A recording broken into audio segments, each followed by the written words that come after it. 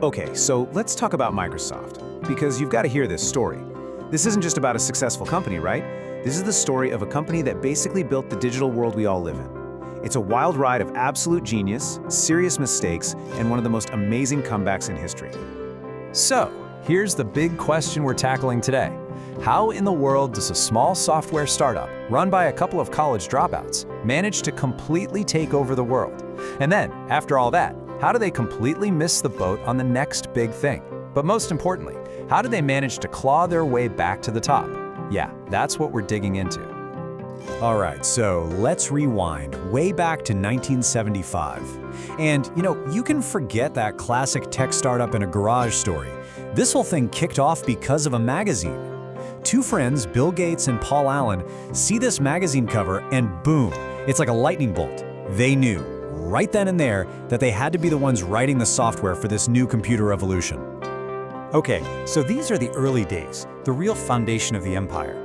First up, they write a BASIC interpreter. I mean, think about it. This was the software that let these early clunky computers actually do stuff. It proved these guys were the real deal. But the absolute game changer?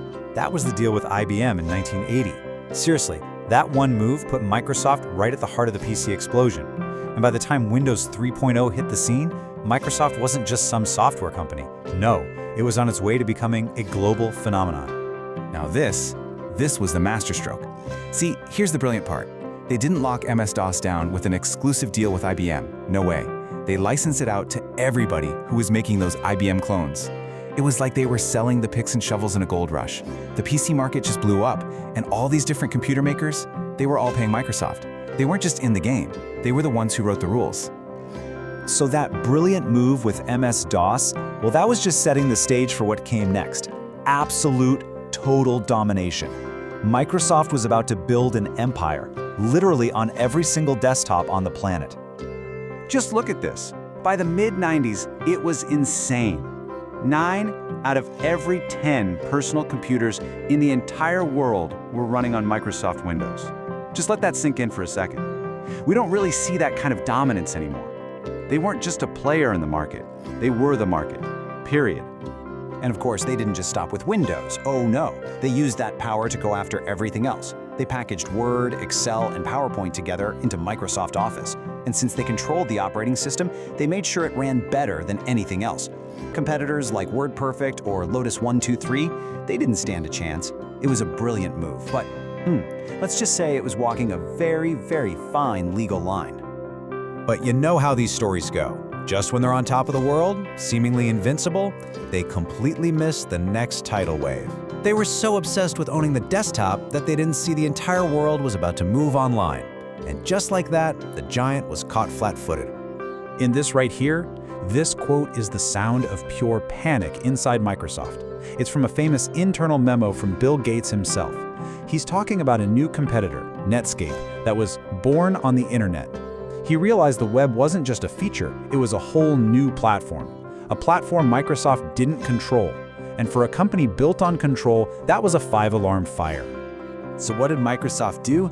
They declared all-out war. They threw everything they had into building Internet Explorer. And then they did something ruthless. They gave it away for free, bundling it right into every copy of Windows. I mean, how do you compete with free? It absolutely crushed Netscape, but it also painted this huge bullseye on their back for government regulators. And that bullseye, it led directly to this, a massive antitrust lawsuit. The US government came down on them hard, officially labeling Microsoft an abusive monopoly. The verdict was clear. They had illegally used their Windows dominance to snuff out the competition. That ruling would stick to them for a long, long time and really damage their reputation. And it wasn't just in the US. The fight went global. Over in Europe, regulators hit them with this, a nearly €500 million fine. That was a record at the time. The whole world was basically sending a message. Hey Microsoft, we're not going to let you bully everyone anymore. And while all this legal drama was happening, it felt like Microsoft just lost its mojo. Their innovation engine stalled. I mean, look at this list. Microsoft Bob, Windows Vista, oh man, and the Zune, their answer to the iPod, the Kin phone, Windows Phone. It was just one misstep after another. They went from being the leader to looking like they were always a step behind. Okay, so for most companies, this is where the story ends, right? A slow, sad slide into becoming irrelevant. But not Microsoft. What happens next is honestly one of the greatest corporate turnaround stories you will ever hear. The whole thing pivots right here. In 2014, a guy named Satya Nadella takes over as CEO. And you have to understand, the company he inherited was a mess. It was fighting with everyone, including itself. His job wasn't just to fix the products, he had to fundamentally change the culture, the very DNA of Microsoft. And this is the absolute core of the change. The old Microsoft, it was all about Windows. Everything, and I mean everything, was about protecting and promoting the Windows kingdom. Nadella just threw that whole playbook out the window. The new mantra was cloud first, mobile first. It didn't matter if you were using an iPhone or an Android tablet, they wanted Microsoft services running everywhere. So what powered this comeback? One word: Azure. This was the master plan. Instead of trying to kill their rivals, they decided to sell them the tools they needed to survive. Azure is basically this giant global computer in the sky. It's the engine that powers a huge chunk of the internet, from tiny startups to the biggest companies on Earth. This became the new heart of Microsoft.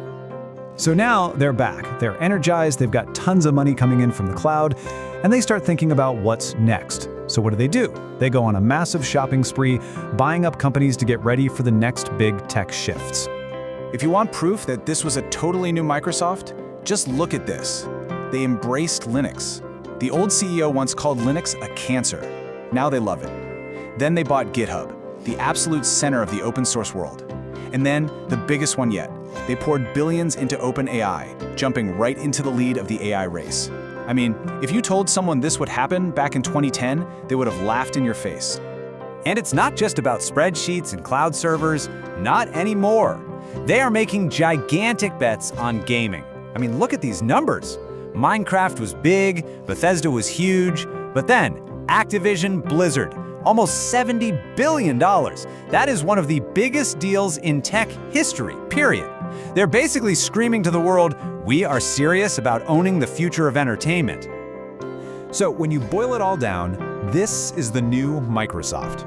They've gone from selling you a CD-ROM in a box to powering your entire business from the cloud. They went from being a closed-off fortress to a leader in the open source community. And they've looked past the PC and are betting billions on gaming and AI. It's not just a new strategy, it's a whole new company. And that brings us right up to today. You have this company that basically created the PC age, totally fumbled the internet and mobile transition, but then somehow managed to reinvent itself to lead the age of cloud and AI. It's an absolutely incredible story of strategy, failure, and rebirth. It just makes you wonder, after all that, what on earth are they going to do next?